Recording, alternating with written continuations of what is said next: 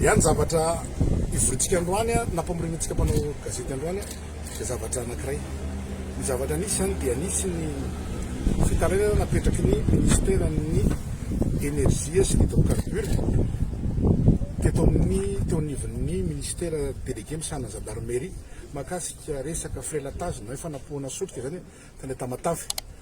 Natao zany ny fidinany fotony ny nanomboka ny 10 oktobra lasa teo tany Toamasina dia trano 10 no nsavaina ka tratrana ritran'izany hetsika natao zany dia solika mitapoka asidra misy eo amin'ny total zany eo amin'ny 7950 litres ny gasoil, ny lasantsy 11410 litres, fiara misy efatra, moto misy 5,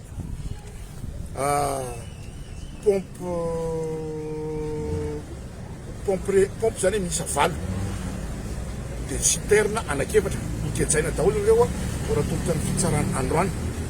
Ny fomba fiasan'ireo olon-dratsy ireo zany dia maka gasoil izy zareo dia tapohana pétrole moa zany dia misy lokony dia rarahana asidra sulfurique izy io dia miala lokony menamena iny dia atambatra rehefa aveo ireo gasoil sy ny pétrole ireo dia amidy ampanjajara.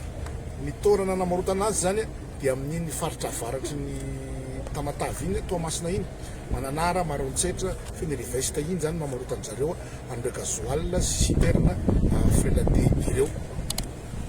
Olona 420 no voasambotra mahakasika an'izany zavatra zany ko atolotra ny fitsarana androany.